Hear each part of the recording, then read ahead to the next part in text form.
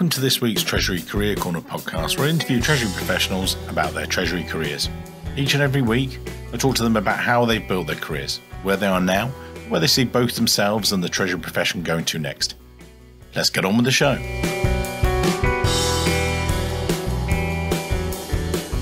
In this week's show, delighted to be joined by Tom Baelish, the Global Treasurer at Boston Consulting Group.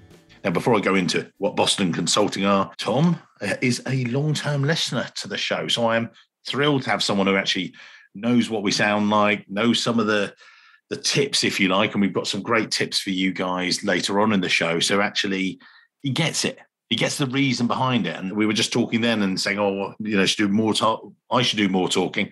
I don't want to. I want to hear from people like Tom, who's got some great stuff to give to you guys. Tom will explain a bit more. Boston Consulting, global consulting firm, offices in over 50 countries, 22,000 employees, revenues over 8.5 billion. Amazing. And I know that I've read a number of books by ex-BCG guys who are real thought leaders. And some of the stuff that I've read, I've often thought, oh, wow, these guys are incredible about business strategy, working with their clients. And Tom will explain that a little bit more. But this is mental. I don't often have someone who's been on submarines, been a writer, done everything else. I'm going to get Tom to go through his early, incredibly fascinating start to the show. Hopefully he keeps it going all the way through. Tom, I'll shut up. Over to you, sir. How did it all begin? Because it was, you got baseball through submarines, the lot. Over to you, sir. Mike, first, thanks for having me on the show. This is great. Like you said, I've been a listener for quite a while. Your guests are very impressive, so to be asked to speak here is really an honor. So thank you. Pleasure, sir. And no pressure. You're used to it. You've been there. So go on. Yeah. Over to you. So, Mike, as you said, I've got a career that's had some twists and turns, and I don't know if you're familiar with the saying, but I've heard it said, God writes straight with crooked lines. I feel like my career has been some crooked lines, but ultimately has gotten me to a really nice place that I've enjoyed very much, and the journey's been excellent. So I think we're going to talk about a lot of things Treasury. The journey is fun, and I look back on it. There's a lot of great accomplishments, but a lot of great people, a lot of great companies, and I've had the good fortune to work with so many quality institutions that I feel that's been a great part of my career. Start with Dartmouth College, because it was, that's where you got this, but you were a baseball player, which is blooming brilliant. And then you made some incredible moves that I don't often see on someone's resume at the beginning of it, if you like. I was at Dartmouth College. I was a computer science major. I played baseball there, as you said. I had a tradition of military service in my family, and I was drawn to, believe it or not, the submarine force. If you can remember back, this was when Hunt for Red October, the book, and then ultimately the movie was popular. But other than that, it's just a strong military tradition in my family. And so I looked to see what would be a good spot for me, and the submarine force was calling my name, mostly because they were doing a lot of real world type of operations and intelligence gathering, et cetera, which I can't talk too much about as you can understand. Yeah. But that drew me in, and that was a great 5 years. I probably, to be honest, I probably never had as much responsibility the remainder of my career as I did when I was, 24 or 25 driving a submarine around. So in some ways it's been a little anticlimactic the rest of the career. Well, no, I mean, I think incredible moves. And then you came out of there and I thought, and it's the natural move. What do you do once you've, as you say, driving around a submarine, you think, do you know what? Let's do Wall Street. Talk us through that. It was amazing. That's right. Right. So I came out of submarine force and went back to graduate school and really was interested in politics. But when I started taking some courses in finance and economics, I thought, wow, this is really interesting. So I refocused my career aspirations and went to Wall Street to work for JP Morgan as an investment banker and spent 5 years doing that. And I think a lot of your guests have backgrounds in the capital markets and in banking. That was certainly my path. When I was there, I did, dozens and dozens of bond deals and swaps and interacting with corporate treasurers and assistant treasurers. And in fact, the funny thing, when I reflect back on it now, I used to wonder, why aren't these treasurers calling me back? Why aren't these assistant treasurers calling me back? What can they be doing that's more important than taking my call? Yeah. And it's very funny to be on the other side of that today. So you can now give them a lesson or two and say, "Yeah, this is my world. Welcome to my world." So you did that, and then another interesting move, natural move from that to writing and then teaching. So carry on. The next 2 to 3 years after banking, and I decided that banking wasn't ultimately for me and wanted to do some other things in life. And the next 2 to 3 years weren't necessarily, the straight path on a treasury finance career. I really got off that path. I'd always wanted to write. I tried to write a novel. The problem was I just wasn't very good at it. And so ultimately scrapped that. But in the meantime, I did meet my wife, who was also a writer. So that actually turned out to be pretty good. But then I ended up teaching high school for a couple years out in LA. Had a great experience, was teaching with my wife and so forth. But then I said, look, I've got to kind of get my career back on track, get back to what I really enjoyed in finance without being a banker, and ended up back at where I went to graduate school at Harvard University, and ultimately ended up in the treasury function at Harvard University. Tell us about that treasury role, because that was you started within sort of more finance and then got into treasury, or got into treasury, if you like, or talk us through the progression there. So at Harvard, everybody knows the academic excellence at Harvard. It's a big place. It's a big, complex place. I think last I looked, their revenues from the college are somewhere north of $4 billion, and that's a dated number. It's probably much larger than that. And there's a massive endowment investment fund. At Harvard in the Treasury group, I initially started on the capital market side. At that time, we had debt of about $6 billion, and it was a mix of taxable tax-exempt debt, which is the special nonprofit tax-exempt debt in the U.S., swaps, commercial paper, so a whole range of funding vehicles. And it was quite a complex debt portfolio. But with my background in banking and so forth, I really enjoyed that part of it. And then it gave me the exposure for the first time being in a treasury team, seeing cash management, seeing the strategic parts of it. But again, it's in a nonprofit, so not in your standard corporate treasury world, but quite a fascinating institution to be part of. And what was treasury like there? And what I mean by that is, not necessarily the setup, if you like, but I've spoken to a number of people, and as you say, we've had different people on the show that have been in, different higher education type roles and, different universities. And you've got that diversity as well of international versus very domestic. What was the balance like there? Because obviously, everyone thinks we know, what Harvard's about, but you can tell us something different maybe. There are some international programs, but those are fairly minor compared to the campus in Cambridge, Massachusetts, which is, I think, a fairly standard higher ed setup, except for the fact that there are many, many different schools. It's a somewhat of a decentralized operating model, but Treasury was centralized. And so I think other than that, pretty standard Treasury functions, cash management, a lot of complex debt in the sense of not to get too technical, but when you enter the tax-exempt debt market, you have a lot of obligations to demonstrate that what you're financing qualifies for tax-exempt debt. There's some things that do, some things that don't. And so it's quite a technical area. And so that was important for what we were doing there. I was there. One interesting story. One of my memories of Harvard is I was there during the 2008 crisis when we remember over the weekend Lehman went out of business, and all the capital markets went crazy. Do you remember? And sitting in and this was I was essentially the assistant treasurer at that time, and I remember sitting in the president of Harvard's office late on a Friday night with the treasurer, with the head of the endowment, some of the senior management at the endowment, just talking about what does this mean for Harvard? What does this mean for the endowment? What does this mean for Treasury?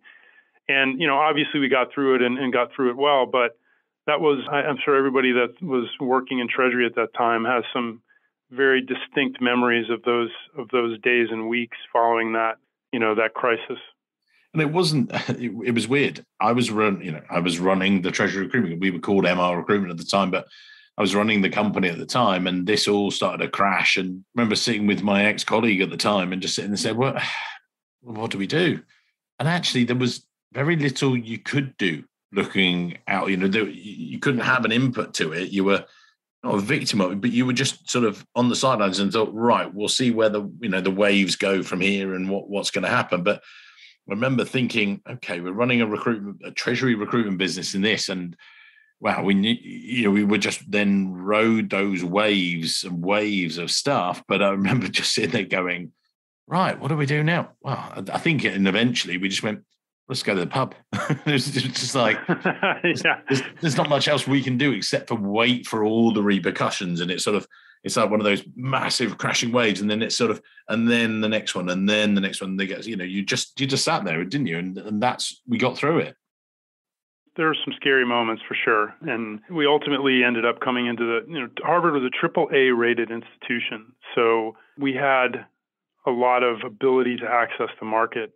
And we were actually among the first to go back into the bond market across the spectrum because of our rating. We like to think it helped open the bond markets back up for others, but it was tense, and it was one of the most interesting times that I've had in my treasury career was that period, even though it was pretty stressful. Well, that was a stressful bit where, but you're at an institution like that, all this rating and everything else. And then you thought, let's go into the corporate side, then talk us through the move to Staples and everything else. So at Harvard was a great experience, but I was also thinking longer term in my career, and did I really want to stay in higher education or in one institution? And a role opened up at Staples, an assistant treasurer role. And, I went for it. Staples, as many of your listeners know, is an office superstore. At the time that I was there, was operating, I think, in 26 countries around the world. So not just a U.S. or North American company, but significant operations in Europe, China, South America, et cetera. It was a really interesting place to be. And so one of the things that attracted me was the international operations as well. And that was the first time I had worked in an international company that was truly international. And that was an amazing change for me, in that I remember the first time I was part of a meeting with our international tax folks, accounting, legal. We used to get together every month and have a very detailed meeting about what was going on in our worlds in the international side. And there was so much terminology going on in that meeting. I had no idea what they were talking about. They were talking about all the different tax rules and guidelines and all the restructuring we were planning, and et cetera. And I literally walked out of there saying I caught about 30% of that conversation, and I had to go back and have people explain to me what they were talking about. And I had to get an international tax 101 lesson. But in retrospect, that was incredibly important experience for me professionally. Learning the way an international business works, learning about tax and international tax planning, working with folks across different cultures. At Staples, I ran a team out of Belgium who ran an in-house bank. Internal to Staples, it was an in-house bank.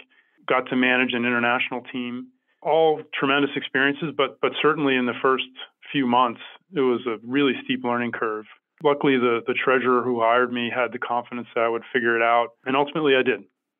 Was it always PLC in a public company at that time? I know it's now a private group. Did you go through that, or was? Yeah, the whole time I was there was a public company. Shortly after I left, they were taken private. Right. Okay. So you left the building there, so that's it. Right. Let's change things now. Now he's gone. That's it. That's right. And then you and I actually, first got to know each other when you then worked for Bright Horizons. So can you then talk us through the move? And again, you've got some great experiences, but you describe it better than me. At Staples, I had a great career there, but one thing that happened was at a point along the way, probably back to when I was at Harvard, I decided, you know what, I want to be a treasurer. And I was essentially the assistant treasurer at Harvard. I came to Staples as assistant treasurer. And of course, I think anybody who has that ambition is looking for the opportunity to move into a treasurer role. And I do think it's a significant jump because, you do have overall responsibility for the function. And at Staples, the treasurer that I worked with moved to another role, but the tax and treasury functions were combined under who was the person that was the head of tax at that time, who was a tremendous guy, and I understand why that was done, but it also closed the door for me about being treasurer at Staples. And I certainly didn't make any quick moves, but when the right opportunity came along to be the treasurer at Bright Horizons, I took that. And so, again, Bright Horizons is a childcare company, primarily runs a whole bunch of childcare centers, nurseries across the U.S., the UK, and the Netherlands primarily. And again, with really taking care of, I think, over 100,000 children a day. So it's quite a large company.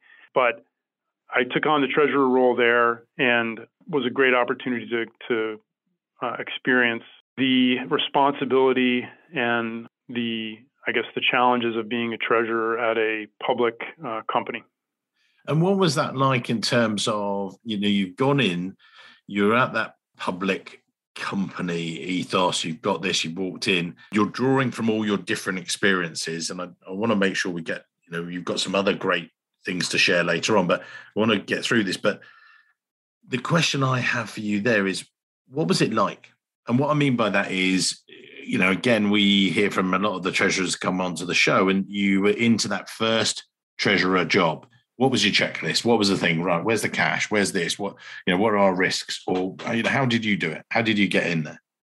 The way that I approach this, and I think some of your guests have said similar things to this, but I thought in terms of, the first 3 months, the first 100 days, let's say, and that I want to spend the first 100 days really doing a deep diagnosis of where the company was, where the treasury team was, understanding the company, understanding the culture, understanding, yes, cash flow, banking structure, foreign exchange risk, the debt, which is a very important piece, and understanding what the priorities of my CFO were. And then at that, I set the target for myself that I'm going to have at least a high-level plan, action plan, that I would then go to my CFO with and talk through, this is my action plan, this is what I need, this is what I intend to accomplish over the next, year to 2 years, and then trying to execute that plan, selling it and executing it, and looking for, and this is, again, has been said before, but looking for wins along the way to build credibility and to build momentum for the plan. So that's what I did. And there were a lot of, I think anytime, no matter how good the treasury team is, when someone new comes in, they're going to have a fresh opinion and a fresh view of the way things are done, because they'll have seen different companies and had different career experiences. And I certainly saw some easy wins. There were lots and lots of bank accounts that were, somewhat unnecessary. Well, definitely were unnecessary. And so we streamlined those. We relooked at the whole debt portfolio. I also owned a number of other pieces to do with the equity plan and our share buybacks and a lot of those types of things. We really moved from, I would say, competence to excellence. And that's really where I wanted to take the team. And I did that for about 2 years. I felt got the team and the treasury function working, quite well. And then from there, I got the opportunity, Mike, to go over to the UK and be the finance director for our UK business, which was, roughly 20% of the Bright Horizons business. And so I was essentially the CFO of our international operations in the UK. And that was a very different turn to the treasury career. But, it's one of I can hit this now because I think one of the things I wanted to emphasize for people looking in for a career in treasury is really to take advantage of opportunities that come up and to make sure you're communicating that to the people around you, especially your boss, but other folks as well. What happened was, I had really, I think, accomplished many of the things that I thought we really needed to get done in treasury over a couple of years. And I was talking to my boss, the CFO, and said, I'm looking for something more. Like, what else can I do? How else can I contribute? How can I add value? And this role popped up in the UK. And initially, I said, hey, if you need me to step in for a few months, I'm happy to do this for a few months. Or if you need me to go over to the UK every couple of weeks for a few months, I'm happy to do it. And that evolved into, well, Tom, why don't you consider taking the job? Ended up, a few months later, I'm selling my house and moving to the UK with my family. And you only came here for the beer. I mean, we're going to let you off for that one. That's fine. And the weather, the beer and the weather. The Village Pub was a main factor in my happiness in the UK. It always is. I know I'm not judging. I'm agreeing. I love it. So you loved the English weather so much, you stayed for a couple of years, and then, and again, I don't want to get to the end of the show. So you went then back. You transferred back to the US after a period of time. Well, talk us through. Yeah, I think what happens often, and you probably know this is better than anybody, but I think often people take an international assignment, they move somewhere, and then they come back to the main office, and things have changed. Someone else was managing the treasury team, and so I started working on a number of corporate projects that were very interesting. I thought we were, creating a lot of value and moving things along and some different, CEO priorities. But it wasn't really in my wheelhouse. And I thought that I could really contribute more significantly back in a treasury role somewhere at another company. And so I started looking around for opportunities, saw that the Boston Consulting Group was looking for a treasurer, very quickly got involved in that search process and ended up coming into Boston Consulting Group about 3 years ago. Tell us about the group. I know a bit about it. We've already had a pre-chat, but tell us about what it's like there for you as a firm, and then drill down into you and treasury there. What was it like? So Boston Consulting Group is quite an amazing place. We have about, as you said in the intro, about 22,000 employees around the world. Truly a global company, not just a multinational. The way that we operate, the way that we manage, where our clients are all over the world. And we want to add value to our clients, add massive value to our clients, because, and that's our reason for existing. And so everything is very, very focused on our clients, on serving our clients. And we do that through hiring extremely bright, competent people who are on the cutting edge of all types of corporate developments. And we're talking about helping companies do everything from big transformations to becoming more agile to digitize. AI is a big theme, meeting the challenges of climate and sustainability. And also, we have quite a thriving CFO excellence practice where the teams here go in and help finance functions, CFOs and finance functions, really meet the challenges of their business, transform themselves to world-class operations, and help them through very big changes, and also help them set their strategies and coordinate the CFO strategy with the rest of the business. So, Tom, based on that, sorry to jump in. I mean, but based on that, the treasury, being the treasurer, there must be a breeze. You just feet back, leading consulting firm. This is us. Yeah, we got this. Yeah. What was that like when you come into the treasury, given that high bar and everything else? And again, I do this tongue in cheek because we've already spoken about it and things, but wow, that's, so that's a bar to sort of reach and excel at, isn't it? What's that like for you? I would say that what we have our clients do and what we had been doing internally, sometimes are not completely consistent in the fact that our resources are on serving our clients. And then when we look internally, we may not be doing the best practices.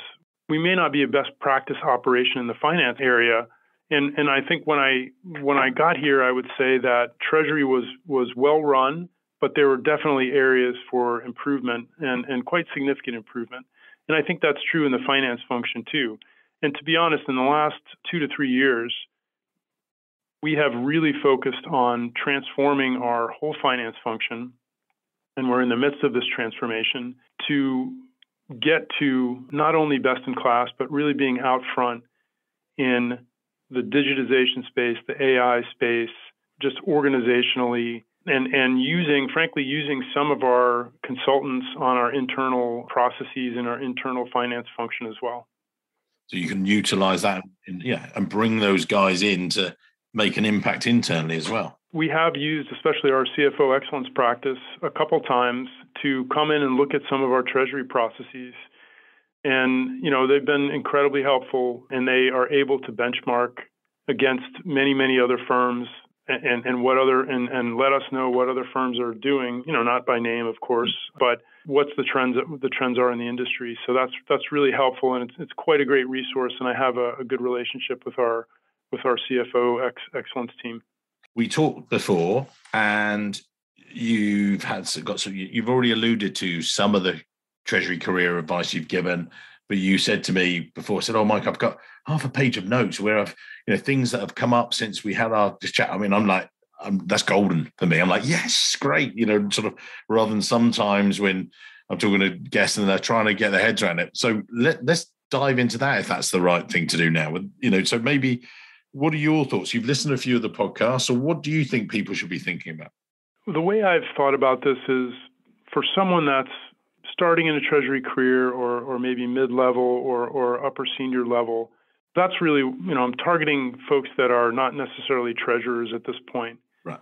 And what I have a few things that I jotted down that I think are important. And, I've shared these with different people along the way, but it does make me think I want to have this discussion more specifically with my team as well. But I think one of the main things, if you want to progress to a role, a senior role, like a treasurer role or a high-level treasury role, you really have to demonstrate mastery of all different aspects of treasury. So if you have come up, as I did on the debt side, I had to learn cash management. If you come up on the cash management side, you need to learn about capital structure. You need to learn about debt, about FX, equity, share buybacks, all the different pieces of treasury. And so I think it's really important that if you are coming up in one of these areas, that you take every opportunity you can to get outside of those silos and to learn more about the people across the hall who are doing a debt offering. Well, how can you be involved in that?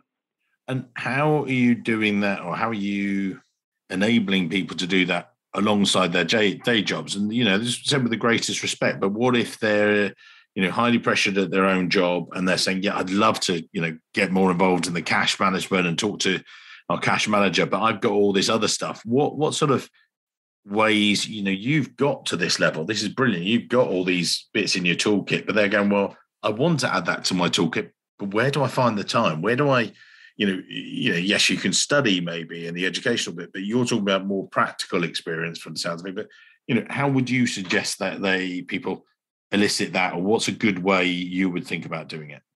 There's not a great answer there, Mike. I wish there was, but you have to make it a priority. I think it's one of these, I think it's very valuable at certain points, and it's probably every few months, to step back and really assess where you are in your career and where you want to go. You have to have a goal. At one point, I set the goal, I wanted to be a treasurer. And that, as opposed to I wanted to go work for some other company or do some other role, when I set the goal that I wanted to be a treasurer, it meant I had to check these various boxes. And then once you really clearly articulate that goal, those opportunities pop up and you can jump on them. I think of one example. It's a little bit different, but when I was at Staples, there was a divestiture we were doing. It was somewhat complex out of Europe, and there was kind of a lack of leadership on organizing the divestiture. And I experienced this from a treasury side. Like I didn't know what was going on. Where were we in the process? What was happening? Who was leading it? And nobody seemed to want to take charge of this divestiture and project manage it. And I eventually went to my boss and the CFO and said, I'll do this if you need someone to do it. Can I just step in and help do this divestiture? And it was not something I've ever done, but I just learned a tremendous amount from doing that and being part of that whole process. that helped me learn about the business, work across functionally with a whole bunch of different folks. And I think those opportunities pop up. So you have to be, people have to be aware of that, but you have to know where you're going to know if it would make sense to do something like that. Tom, we spoke before the show and you said, we need to have a bit more mic chat. And I'm not going to dive in full both feet, but it's an interesting one. And I was just reflecting on what I'd asked, the question I asked, not an unfair question, but I think there is an element there to the listeners today. And I'll just relate a personal thing that, I've just recently recommitted or committed to this business growth program. And hang on, we run an independent recruitment company and everything else. But that's for us to look at our processes, procedures, and people might say, oh, well, yeah, I want to up our service levels. And it's actually, looking at us and saying, right, where are we now? But where do we want to be in the future? We could just carry on as we are. But, a lot of the value add stuff that we do, not dissimilarly to you guys, is, about the salary surveys, about the advice, about the career stuff. I want to do more of that because it makes it more interesting for me and for the guys that work with me and alongside me. And it's better for you, my client, that we can offer you the total market leading advice to, look to a Boston Consulting Group and go, wow, wouldn't it be as, good to even aspire to be that much better sort of thing. And I think, going back to what you just said there is, that's where I think it is, in my mind, it's like, right, where do we want to go next? What do we want to do? Let's push ourselves on. We could just sit there. You could rest on your laurels, but it's, maybe reaching out to those cash guys and things like that. And you said there was a half a page of advice. Have we ticked off most of the boxes, or what else are we're looking at? Well, look, I mean, there's a few other ones that I'll just mention. Analytical projects, get involved in analytical projects. I think presentation skills, you can't underestimate how important those are. Being able to put together a good PowerPoint, good analysis, and understanding how that fits together and the kind of language that the board speaks and that the CFO speaks, and understanding and being able to plug into that. And then, I think I come back to a term that I really like called extreme ownership. I don't know if you've heard that term, but there's a book by a former U.S. Navy SEAL, a guy named Jocko Willink, funny name, but he wrote a book called Extreme Ownership, where he talks about taking total responsibility for all aspects of your life and your career. And I really believe that you have to do that for yourself. You have to have your own objectives, your own goals, and you have to make yourself 100% responsible for that.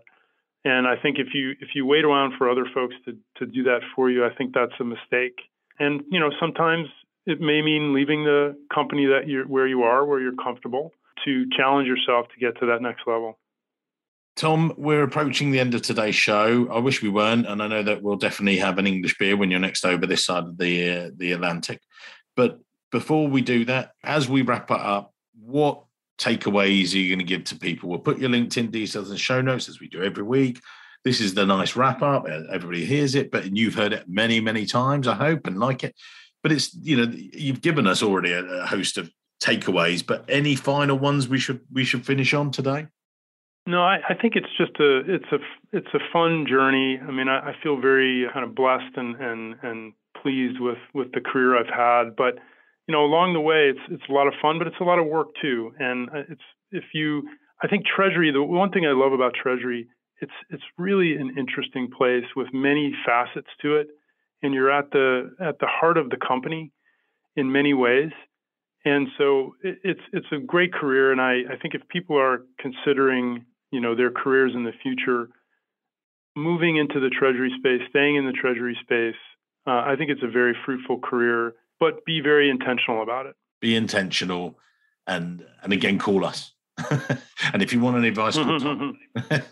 Tom, thank you for your very giving of his time. Incredible advice. I think it does help when a lot of the guests have actually heard the shows before, because you sort of they know the flow of the conversation, and it's an advice show, and that's exactly where it is. And we will do more when I talk a bit more, but it's still about you as a guest. And you've been very kind today, and thank you for going through your incredibly interesting story, sir. I thank you for your time again.